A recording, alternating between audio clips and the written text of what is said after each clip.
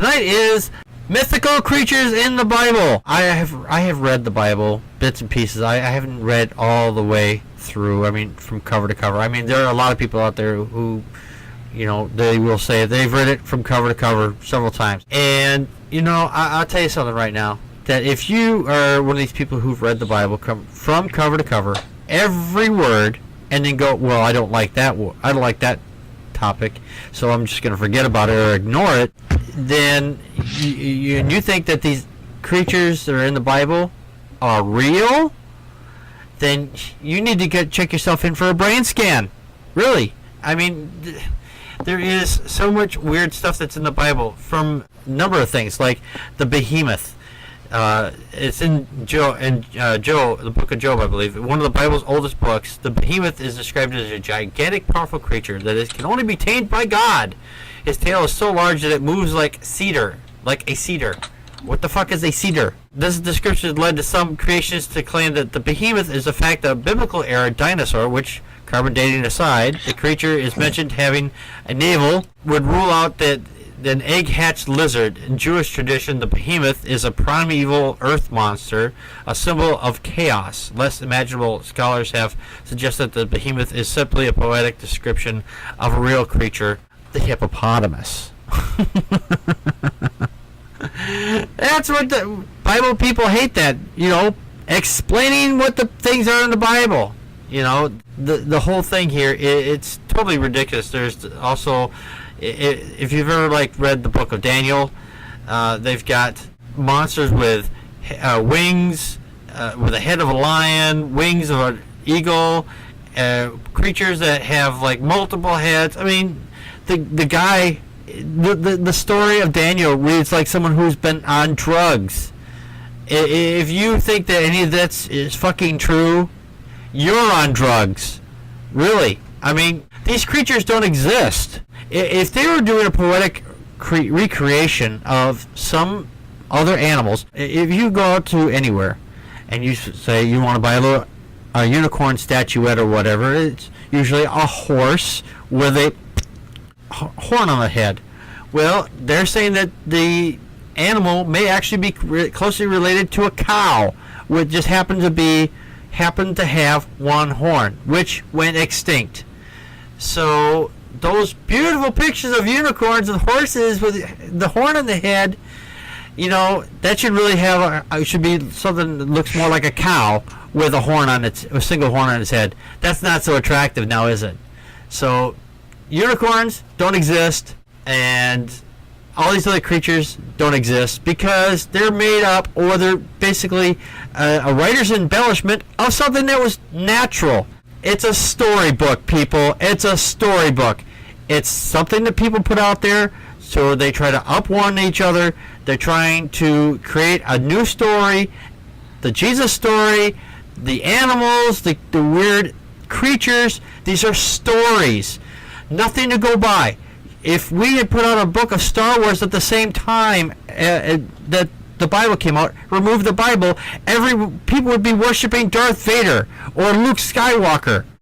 So we're going to get to our discussion here, and we're going to put 7 minutes on the clock, and we're going to kind of have a little round table on this, and so go ahead and start. Timer starts now. I don't know what to say, but it sounds very stupid to me. Like they literally, like you said, looked at animals and then thought, yeah, so what could we add to this animal to make them different, to turn it into a story based. But it does just seem stupid, because it seems to me, like you said, they're on drugs, and we got to remember it's a different time, so drugs may have all been legal. They might not have known what they were. They just knew if they ate certain foods or certain things, they would get, visions. Groovy, man. Groovy. Anyway, yeah. So it just seems silly, because some of these animals, even because it's years and years and years and years and years ago, and they're extinct now, may have existed at some point. An animal that they they played up might have existed at some point.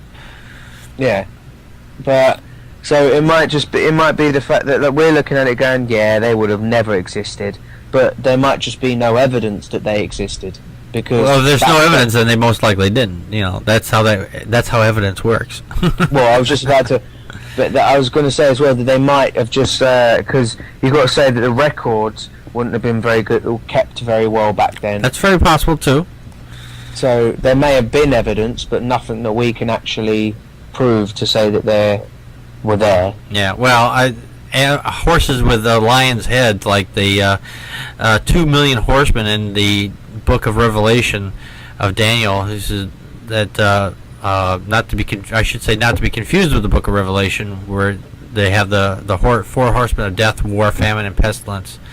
These were horses that had the heads of lions, tails like serpents, and spit out smoke, fire, and brimstone from their mouths. And they were supposed to be responsible for the death of a third of all of mankind. And the horsemen are led by 4 fallen angels, which is, of course, never good. Crystal, do you have any thoughts on this? Well, I just think it's a combination of things. A lot of this I had never heard of until it was pointed out by you guys, and going back and look, I think a lot of it has got to do with translation. And there's we've got our Greek Bibles, we've got the English Bibles, we've got the Hebrew Bibles, and a period of time here, whereas different people interpret things different ways, and I might see a movie and you give a totally different read than what I would, and I think it's a combination of that and some people trying to up the other ones as to I'm going to make my chapter better and finer, and it's going to be more awesome. And then again, I think a lot of it is symbolism. Myself, that's what I tend to believe. I think that a lot of the things, especially when you look at the Book of Revelations, which I guess probably pound for pound has more monsters and mythological creatures in it than any book of the Bible does.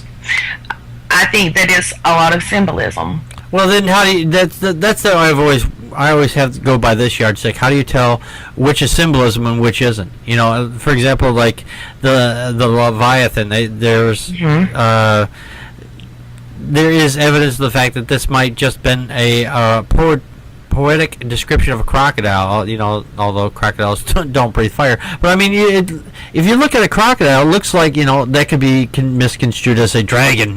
Because it's got the long mouth and the long the large jaws. I mean, you don't know what people back then didn't know a whole lot. They didn't know the difference between a hole in the ground and their own asshole half the time.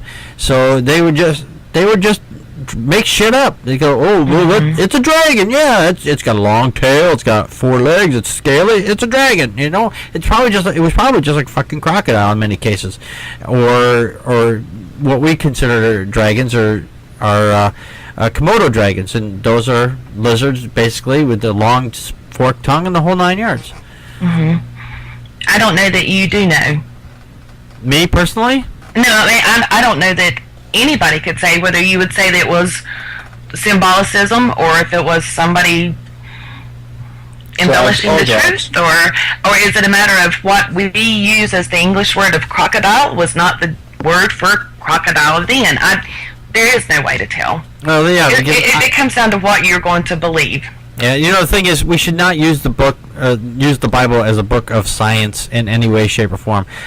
Symbolism or no, I mean, it's if you're using the book as a book of symbolism, then then it's all symbolism, and then it's all fairy tales, and it's all made up.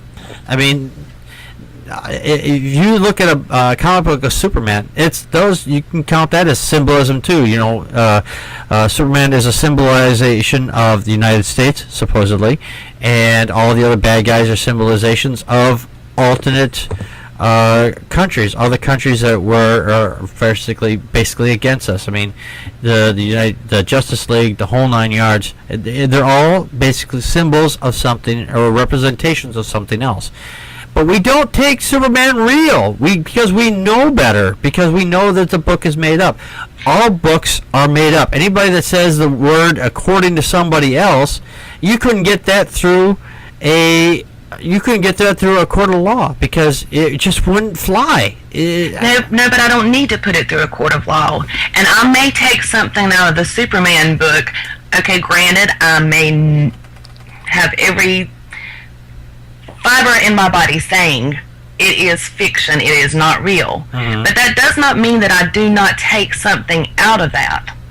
And it doesn't mean that I might not learn a lesson or see things in a different mind. So to say the whole book is flawed, to me, is not true. That may be your truth, but it's not mine. And I think there's hilarious things that's in the Bible that I'll be like, okay, no way. No, we know that's not going to happen. But does that mean that I don't take different things from it? I do. You're talking like morality and morality stories and things like Not that. necessarily. I mean, no, not necessarily. The mythological creatures, I really do. Sorry. No, you can't buzz me on a round table. Actually, again, because it's time. We gotta move on. Time. So it's time, yeah. But no, this is a good discussion. So maybe we can come back to this discussion another time. What do you think? We can. Okay, I think we should revisit this topic again sometime because there's a lot here that we could discuss. I mean, but overall, I think that these creatures are just symbolizations of stuff that was either imagined or poetic versions of stuff that they just did not understand at the time.